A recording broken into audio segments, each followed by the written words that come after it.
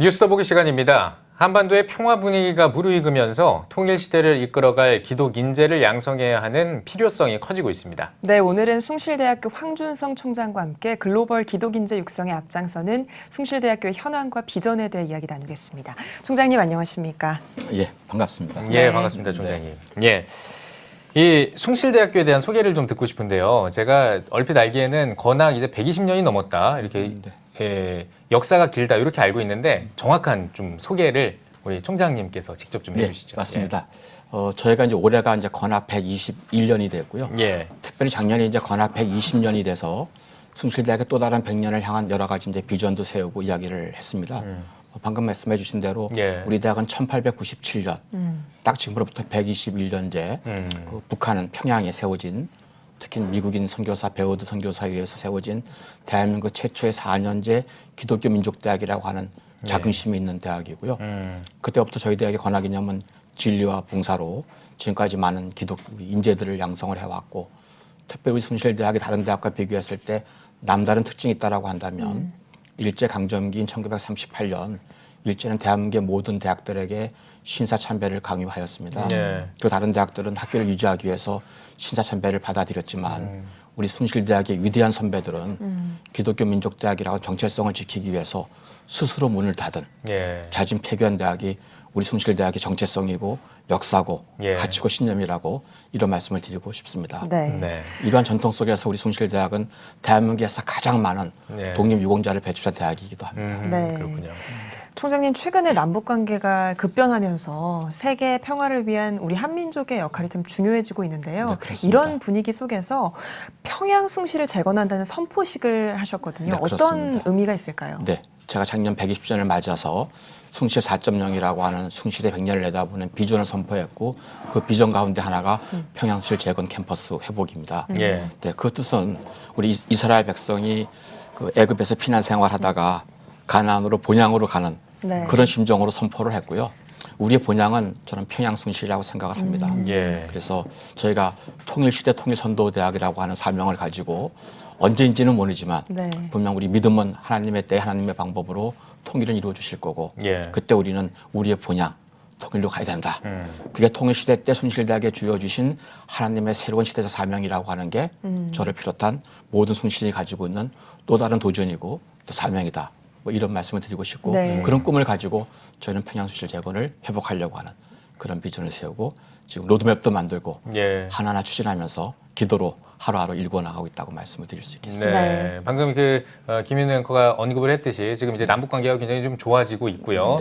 통일 한국을 또 기대하는 목소리들도 높고 또 그 기대감도 실제로 좀 많이 팽배해 있는 상황입니다.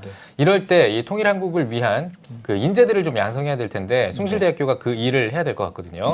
이 통일 한국을 위한 인재 양성 교육 계획 있다면 어떤 계획이 좀 있으신가요? 네, 저는 하나님께서 우리 숭실대학에 부여준 21세기 시대적 사명이 방금 앵커께서 말씀하신 대로 북한 평양에서 출발한 그런 모태적인 역사적 당위성을 근거로 해서 저희들은 다른 대학과는 다르게 통일 교육에다 상당히 학교에 역량을 집중하고 있고 이걸 정부가 인정해서 저희 숭실대학을 통일선도대학으로 지명을 해줬고요. 저희는 국가로부터 통일선도대학으로 지정되는 게 중요한 게 아니라 방금 말씀드린 대로 그런 비전과 미션을 가지고 학교 안에 다양한 통일 교육을 만들어가고 있습니다. 잠깐 소개를 한번 해봐드리면 우리 학교가 통일을 이루어내기 위해서 다양한 조직을 만들어 놓고 있는데 그 중에 하나가 신입생들에게 한반도 평화와 통일이라고 하는 교양 필수 과목을 만들어 가지고 숭실대학에 들어오는 모든 새내기들은 이 교양 필수 과목으로 한 학기 동안 통일 교육을 받아야 무조건 들어야 되는군요. 무조건 들어야 됩니다. 그리고 저희가 문경에다가 통일 리더십 연수원이라고 따로 통일을 리더십 시키는 연수원 하나 만들어 놨습니다. 거기에 가서 2박 3일 동안 또 합숙하면서 통일에 관한 이야기들을 나누고 통일에 관한 비전을 쉐어하고 또 미션도 서로 이렇게 이야기하면서 통일 교육을 시키고 있고요. 또 학교 안에 기독교 통일 지도자 훈련센터라고 또 있습니다. 여기에서는 목회자 중심이긴 합니다만 뭐 일반인도 가능하고 미래 세대 통일을 이끌어갈 지도자를 양육하기 위해서 석박사 과정으로 저희가 학위 과정을 또 운영하고 있습니다. 그리고 이제 평화 통일만을 연구하기 위해서 숭실 평화 통일 연구원을 또 학교에서 만들어서 교육과 연구를 백업해주는 그런 연구 기능을 수행하고 있고요. 이런 모든 것들을 재정적으로 지원하기 위해서 숭실대만 유일하게 통일한국세움재단이라고 하는 재단을 만들어서 숭실대학의 통일교육과 통일연구, 통일사역에 대해서 또 여러 가지 프로그램에 대한 재정적인 뒷받침을 해주고 있는 것이 숭실대학 현재 지금 진행하고 있는 통일교육의 베스트 플랜이다. 이렇게 좀 말씀을 드릴 수 있을 것 같습니다. 네. 총장님 말씀을 들어보니까 그야말로 숭실대학교가 통일시대를 전략적으로 준비해가고 있다 이런 생각이 들기도 하는데요. 네. 자신 있게 말씀드릴 수 있습니다. 네. 맞습니다. 또 네. 통일과 관련한 특별한 포럼 2018 목회자 통일준비 포럼도 진행하고 있다고 들었어요. 이건 네, 어떤 건가요? 예, 금년이 아마 8회가 되는데요. 이것도 아까 말씀드린 대로 우리 학교에 있는 기독교 통일 지도자 훈련센터에서 주관하는 일인데요. 우리 한국의 이제 목회자님들 중심으로 해서 미래 세대의 통일에 관한 비전을 공유하고 또 여러 가지 세미나도 하고 그런 것들을 진행하는 포럼으로 올해가 이제 8회째가 됩니다. 근데 올해의 특징은 작년까지는 주로 우리가 국내 지향적이었다고 한다면 한반도의 통일과 우리의 꿈은 우리 한민족만의 문제가 아니고 전 세계가 같이 해야 된다라고 생각이 들어서 올해 계획하고 있는 목회자 통일 지도자 포럼에서는 우리 1.5세대나 2세대의 세계로 흩어져 있는 디아스포라, 차세대 기독교 지도자들을 이번에 한국에 모셔서 한국교회와 외국에 나가 있는 디아스포라들, 1.5세나 2세들의 차세대 우리 기독교 리더들하고 함께 같이 통일 비전을 쉐어하고 또 앞으로 통일시대 때 국내를 막론해서 어떤 새로운 역할과 사명을 가져야 될지 이런 것들을 논의하고 또 토론하는 그런 또 이번에 특징을 가지고 이번 포럼을 준비했다라고 그렇게 말씀을 드릴 수 있겠습니다. 네, 알겠습니다.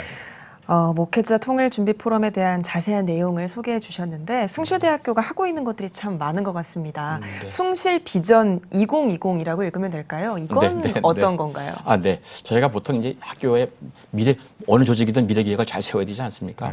저희는 10년 단위로 미래 계획을 세우고 있는데 그 이제 2020년에 실현할 수 있는 또 다른 비전을 저희가 이제 숭실 비전 2020이라 이렇게 이름을 붙이고 있고요.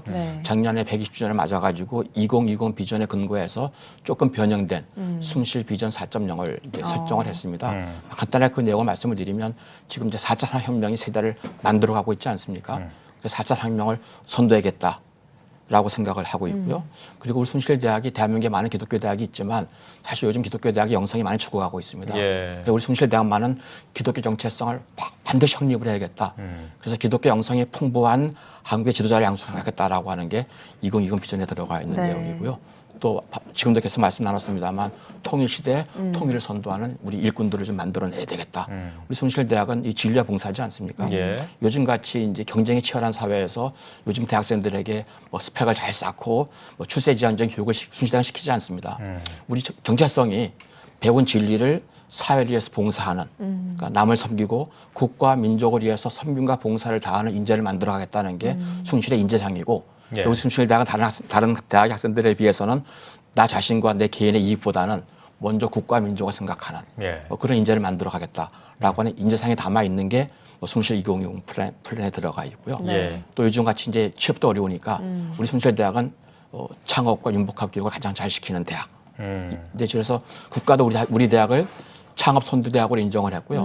금년에는 창업 선도대학 가운데도 숭실대학이 더 베스트라 가지고 저희들에게 부여진 국가의 타이틀이 최우수 창업 선도대학이라고 숭실대학을 이렇게 지명을 해 주었습니다. 그게 이제 주로 숭실 2020에 담겨져 있는 숭실대학의 어떤 비전이다. 이렇게 좀 말씀을 드릴 수 있겠습니다. 그 앞서서 언급해 주셨던 평양 숭실 재건 이 목표를 위해서 사실 이 그 숭실대학교가 열심히 일을 하겠습니다만 또 한국교회도 같이 이렇게 좀 협력을 해줘야 될 것 같거든요. 맞습니다. 이런 부분에 대해서 좀 어떤 생각을 가지고 그래서 계신지. 이제 그 비전을 실현하기 위해서 작년에 이제 평양 숭실 재건 추진하겠다고 이제 비전을 선포했고요. 금년 봄에 지금 평양 숭실대 설립된 우리 평양 숭실 캠퍼스의 모형을 숭실대학의 한경지 기념관 로비에다가 제작해서 만들어 놨고요. 또 평양 숭실 캠퍼스를 가상으로 체험할 수 있는 VR 존도 만들어 놨습니다. 그리고 올해 121주년을 맞아서 10월 10일 날 평양 숭실 재건 추진 위원회를 발족을 시켰습니다. 그리고 학교 안에는 이걸 추진할 수 있는 평양순실 재건 추진단을 조직화시켜서 만들어놨고요.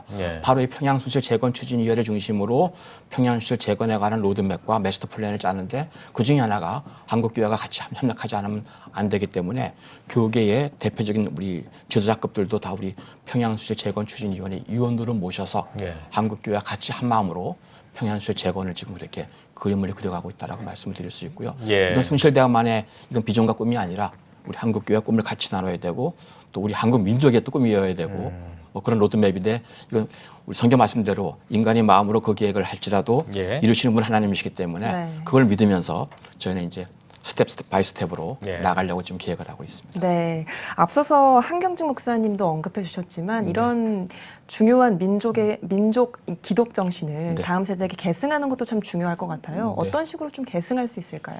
네, 사실은 뭐 쉬운 일은 아니고요. 사실은 우리 서울 숭실 저희가 16년 동안 평양에서 신사참배를 거부하고 16년간 단절된 역사가 있습니다.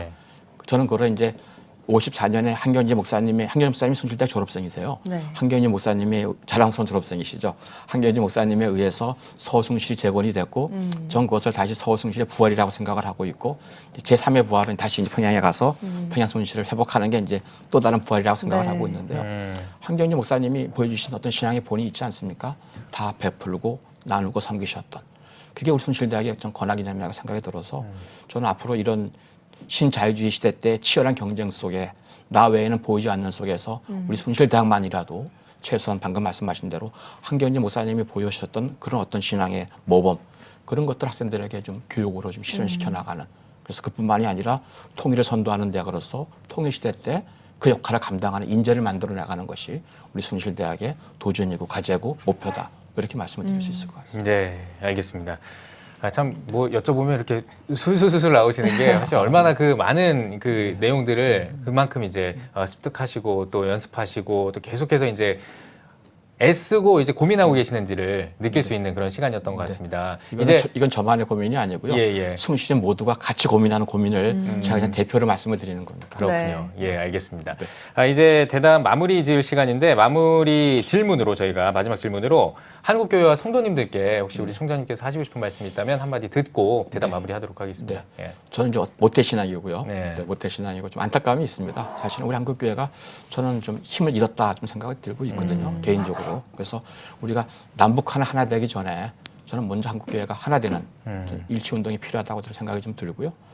또 하나가 사실 저희가 좀 힘을 잃었다고 말씀드리는 가운데 좀 우리 기독교인들이 이 세상에서 빛과 소금 역할을 다 하는 그래서 작은 예수로 살아가는 그래서 우리들의 모습을 통해서 수없이 많이 선교가 이루어지고 전도가 이루어지는 모습이 돼야 되는데 좀 그 힘이 좀 많이 약해진 것이 아닌가라고 하는 게 작은 안타까운 생각이 들고 그러기 위해서는 통일시대를 준비하는 다음 세대를 만들어가기 위해서도 한국교회가 교회학교 중심으로 해서 지금의 목양 프로그램보다는 뭐 4차 산업혁명을 준비한다든지 통일을 준비한다든지 이런 식의 새로운 패러다임을 정립을 해서 미래 세대의 통일시대 주역을 만들어가는 그런 교육에도 한국교회가 좀 같이 한마음으로 이렇게 해서 역할을 해야 되지 않는가라고 하는 게 외람된 말씀이지만 평신도로서 한국교회를 바라는 저의 느낌이고 저의 소회라고 말씀을 드릴 수 있을 것 같습니다. 네, 알겠습니다.